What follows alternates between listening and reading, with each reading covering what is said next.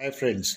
अभी हम लोग थोड़ी देर में देखेंगे कि इस वीडियो को किस तरह से, अगर व्हीकल हमारी पंचर हो जाती है, कार हमारी रास्ते के बीच में पंचर हो जाती है, तो क्या क्या हम लोगों को टूल्स ज़रूरी है। उसके बाद में आप देखेंगे कि स्टेफनी में क्या क्या टूल्स रखने ज़रूरी है। तो आप इस वीडियो को पूरा देखिएगा और लाइक कीजिएगा और शेयर कीजिएगा। अरे यार, अब क्या करूँ। ये पंक्चर हो गया। अब मेरे को पंक्चर निकालने भी नहीं आता, टायर चेक करने भी नहीं मालूम। अब बीच बीच रोड में ऐसा हो गया, क्या करूँ। अब फ्रेंड को फ़ोन करना पड़ेगा। अभी मुझे तो मालूम नहीं हो उतना, तो अभी मेरा फ्रेंड को फ़ोन करता हूँ यार। फ़ोन कर।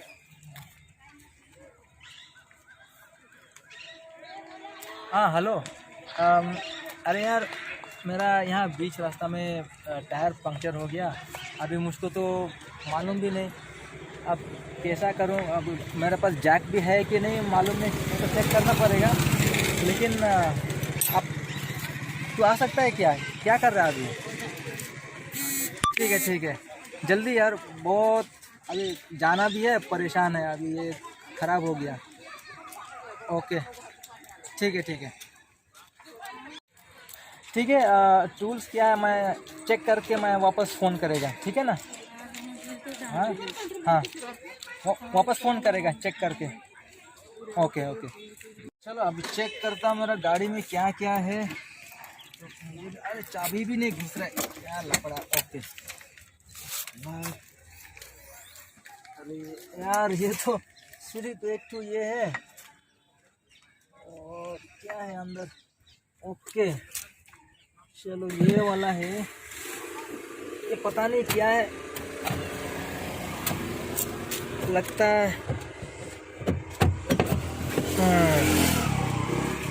ओह, ये शायद जैक होगा। ये भी कुछ तो है। ठीक है, ये दो चीज़ है, इसमें काम हो जाएगा। लेकिन इसको कैसा कैसा यूज़ करने का वो भी नहीं मालूम। अभी आने दो मेरा फ्रेंड को, अगर वो आ जाएगा तो थोड़ा ठीक होगा। ठीक है, अभी ये तो मिल गया, ये तीन चीज़। अभी फ़ोन करता हूँ इसको, फ़ोन करता हूँ। हाँ, हेलो। हाँ यार, अभी मेरे को ना तीन ठो मिला कुछ तो।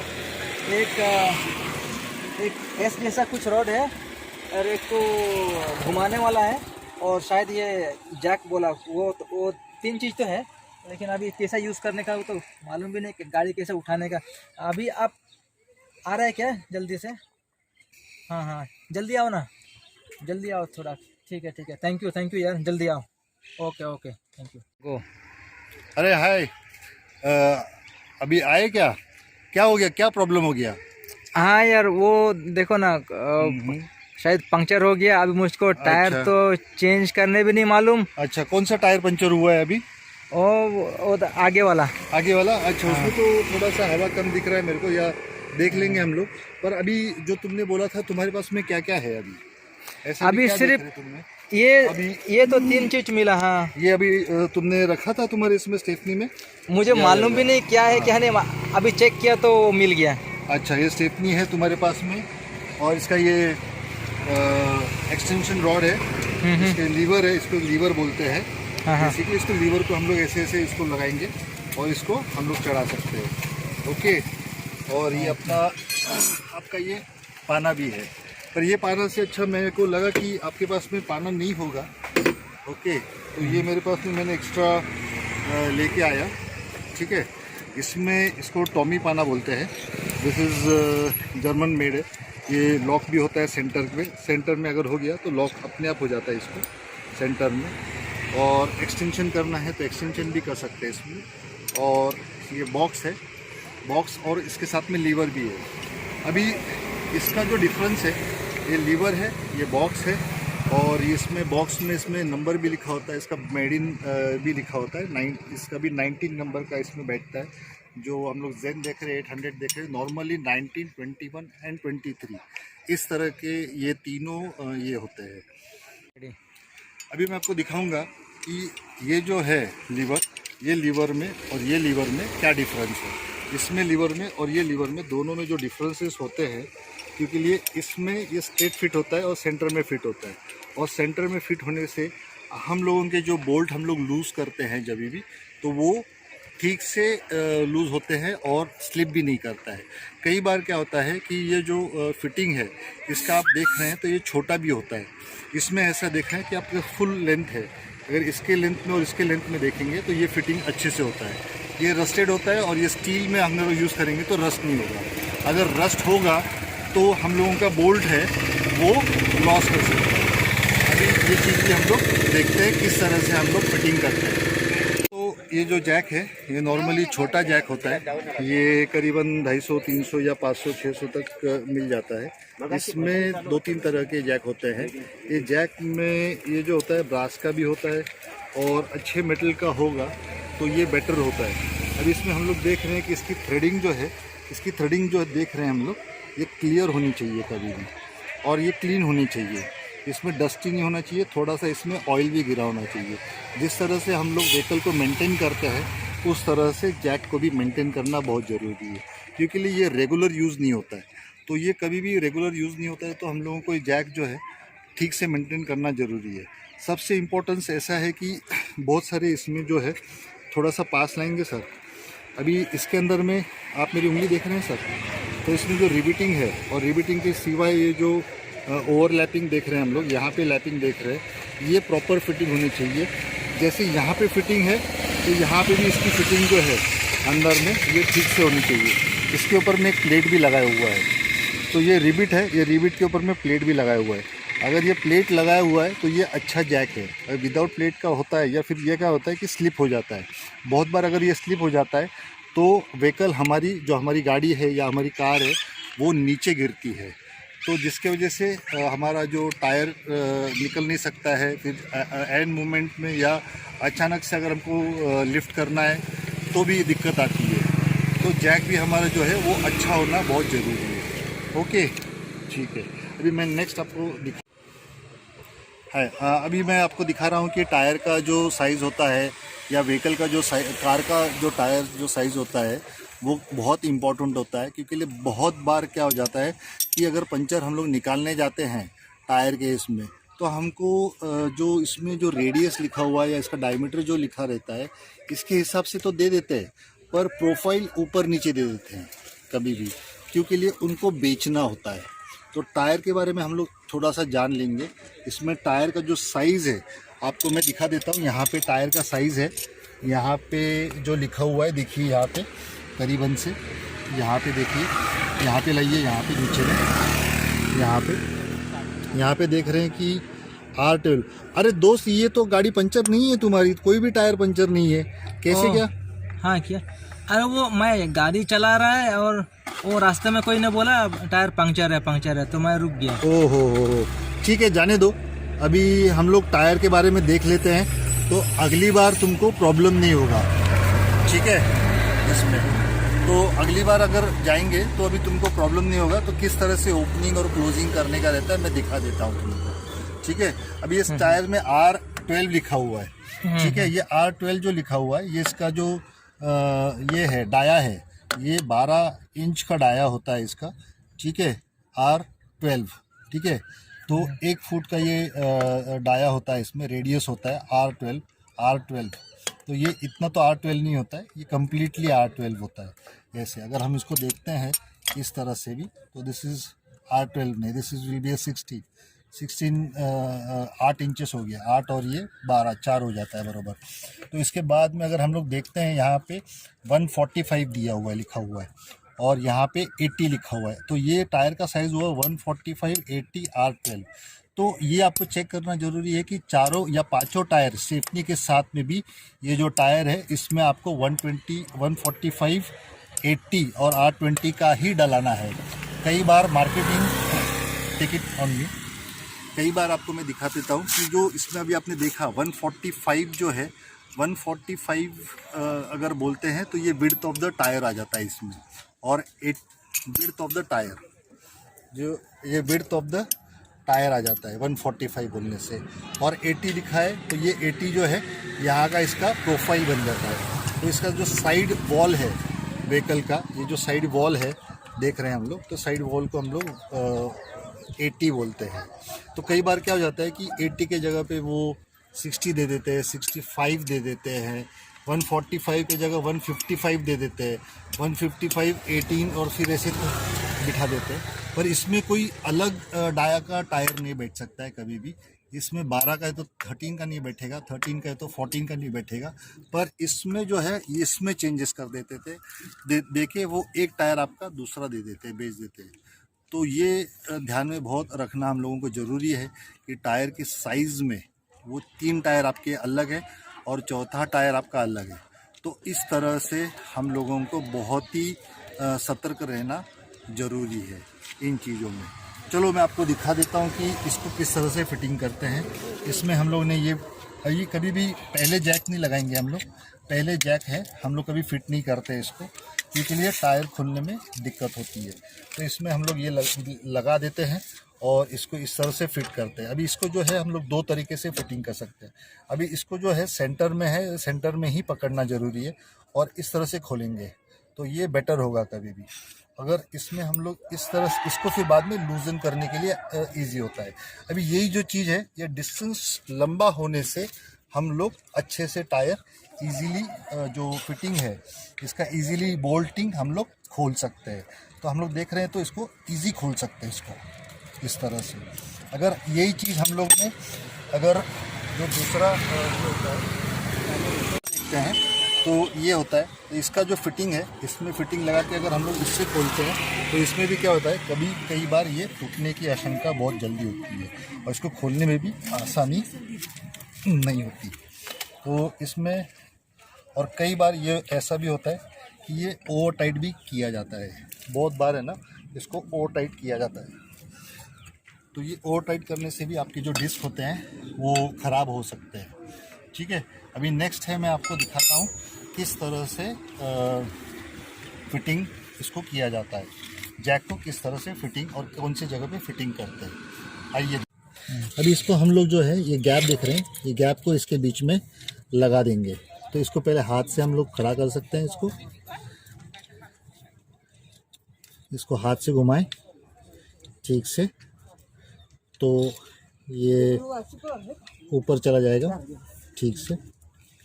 उसको घुमाएं, बहुत आसानी से हाथ से ही चला जाना चाहिए ये ऊपर में इसी तरीके से। और इसके बाद में जो है वो हम लोग लीवर का इस्तेमाल करके व्हीकल को ऊपर ले। तो ये कभी भी देख लें, इम्पोर्टेंट है कि ये जो आपका जो है ये सरफेस जो है वो सरफेस प्लेन हो, कभी भी मजबूत हो ये सरफेस, कभी मिट्टी या फिर इसमें ना लगाएं आप, या फिर आपको यहाँ पे सरफेस बना के लेना पड़ेगा और फिर इसके ऊपर में ये चीज़ें माउंटिंग करनी पड़ेगी। इसके बिना आप माउंटिंग ना करें। तो बाकी का जो है उसके बाद में जो हम लोग ने पहले थोड़ा सा लूज़न कर दिया नट्स, और नट लूज़न करने के बाद में नट लूज़ किया हम लोगों ने, नट लूज़ करने के बाद में हम लोग को जो भी करना है उसके बाद में हम लोगों को जैक चढ़ाना है, फिर उसके बाद में हम लोगों को टायर रिप्लेसमेंट करना है। ठीक है दोस्त, समझ में आया कि किस तरह से करना है? हाँ, आप अभी समझा। तुम खुद कर पाओगे क्या इसको? हाँ शायद कर दूंगा। हाँ कर दोगे? हाँ। तो अभी समझ में आया कि इसका डिफरेंस में और इसके डिफरेंस में क्या फ़र्क आएगा? दोनों के डिफरेंस में समझ में आया? समझा, कितना फ़र्क है? समझा। हाँ? और ये मल्टीपर्पज़ है और कई बार हम लोग सर्विसिंग में भी देते हैं। तो हम लोगों को अपनी स्टेपनी और अपने टूल्स जो भी व्हीकल में रखे हैं वो सब हम लोगों को चेक करना बहुत ज़रूरी है। तो मैंने आपको 2-3 टिप्स बताई है कि टायर्स का जो है ख़रीदते समय हम लोग को बहुत ध्यान रखना चाहिए। उसके बाद में टायर्स के जो नक्शे होते हैं, उसकी डिज़ाइन होती है, वो डिज़ाइन भी आपको परफेक्ट होना ज़रूरी है। इसके बाद में भी हम लोगों को ये देखना ज़रूरी है कि आपके जो स्पैनर्स हैं सर्विसिंग में आपको वापस से मिल रहे नहीं मिल रहे। तो ये बहुत सारे स्पैनर्स हैं जो हम लोगों के बूट में होना बहुत ज़रूरी है।